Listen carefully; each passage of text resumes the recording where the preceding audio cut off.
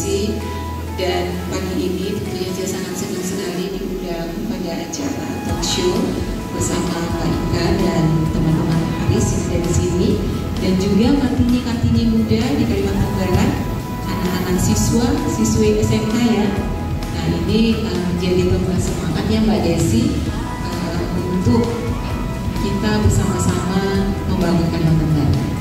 Jadi intinya cita-cita yang ada pada saat ini ialah kita harus ikut turut serta berkiprah dan membangun Kalimantan Barat. Nah itu sebenarnya yang melandasi dasar dari apa yang saya lakukan selama ini sesuai dengan amanah dan tugas yang diberikan kepada saya.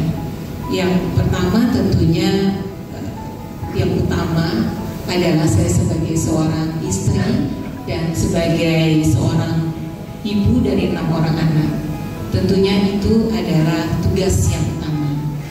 Selesai dulu tugas di dalam melaksanakan peran saya sebagai seorang ibu, yang mana kita ketahui bahwa ibu adalah pendidik utama dan yang pertama bagi seorang anak. Nah itu menjadi bekal untuk adik-adik remaja putri kita sekarang, bahwa seorang ibu, baik itu ibu rumah tangga maupun ibu yang mempunyai karir, itu haruslah pintar dalam arti harus paham tentang apa yang menjadi tugas utamanya. Nah itu dulu yang harus dipahami ya Mbak Desi. Kemudian berkaitan dengan tugas saya sebagai pejabat Kepala Dinas Kebudayaan, Olahraga dan Pariwisata, sekaligus menjadi Ketua Tim Penggerak PKK Provinsi Kalimantan Barat, yang dalam hal ini selalu harus mendampingi Bapak Gubernur dalam pelaksanaan tugasnya. Itu yang memang harus ekstra dalam penataan manajemen pengaturan waktu. Artinya tusi saya sebagai kepala dinas, dari awal saya diberikan amanah menjadi kepala dinas oleh Bapak Gubernur Kalimantan Barat pada waktu itu, Bapak Sutarmiji, saya sudah mempunyai tekad bahwa dinas yang saya pimpin ini mempunyai 5 tusi di dalamnya, ya. Ada pemuda, ada olahraga, ada pariwisata, ada ekonomi kreatif. Nah, 5 tusi ini harus bersamaan melakukan dalam pencapaian output di dalam pembangunan di Kalimantan Barat. Nah, artinya saya harus membenahi dulu di dalam teman-teman yang mendukung saya di internal dinas. Harus mempunyai pola manajemen yang bagus, harus memahami tusi, dan harus terus menjadi sosok yang memotivasi mereka dalam melakukan tugas. Nah, itu yang tidak boleh ditinggalkan. Ketika kita sudah paham di dalam suatu tugas kita, maka sebanyak apapun tugas pendamping yang harus kita lakukan, itu pasti akan berjalan dengan baik. Nah seperti sekarang saya juga diamanahkan sebagai Ketua Tim Penggerak PKK. Tentunya saya juga harus lebih mengutamakan sebagai tugas saya di Ketua Tim Penggerak PKK sebagai pendamping Bapak Gubernur.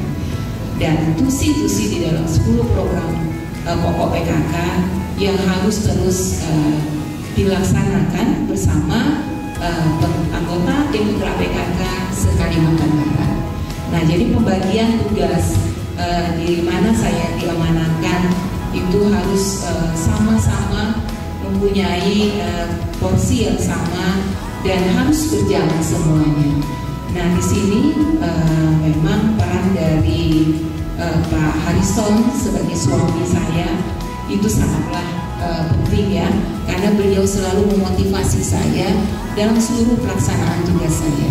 Nah bahkan beliau biasanya selalu memonitor organisasi-organisasi mana yang saya ketuai, dan beliau selalu memonitor Nah ini saya bisa nggak untuk melaksanakannya? Jika memang tidak ada yang dibuat atau tidak ada yang dilaksanakan program kerjanya, lebih baik mundur saja katanya. Nah itu yang selalu menjadi motivasi saya. Ketika diberikan amanah harus totalitas ya, kata orang-orang zaman sekarang ya, harus totalitas dan ingat bahwa kita adalah pelayan masyarakat. Nah jadi seluruh kegiatan-kegiatan, aksi-aksi nyata harus langsung sampai ke masyarakat. Bukan lebih banyak kita teori atau lebih banyak rapal, tetapi harus turun langsung ke masyarakat. Itu sebabnya kalau misalnya adik-adik yang mengikuti medsos saya ya, mengikuti IG saya sebagai kepala dinas juga langsung turun ke 14 kabupaten kota dalam rangka pengembangan destinasi pariwisata di Kalbar.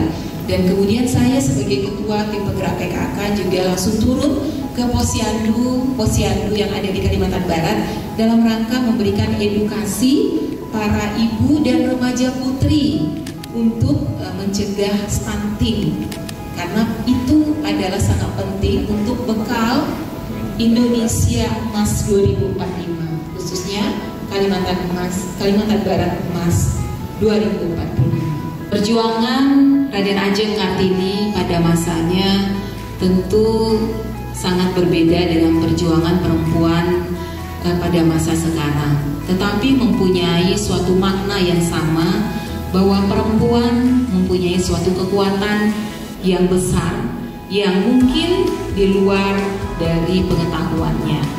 Eksplorasi kemampuan kita, kompetensi kita yang terus ditingkatkan akan membuat suatu kekuatan itu sangat bermanfaat bagi orang di sekitar kita, khususnya untuk masyarakat di Kalimantan Barat.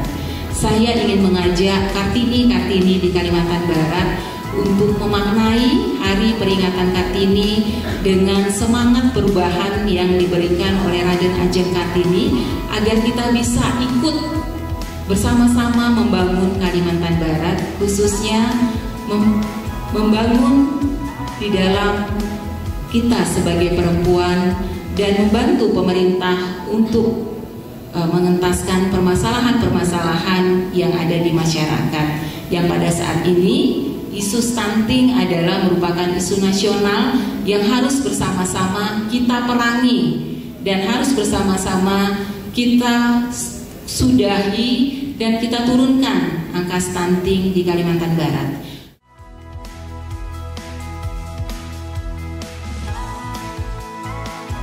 Selamat Hari Kartini tahun 2024. Hari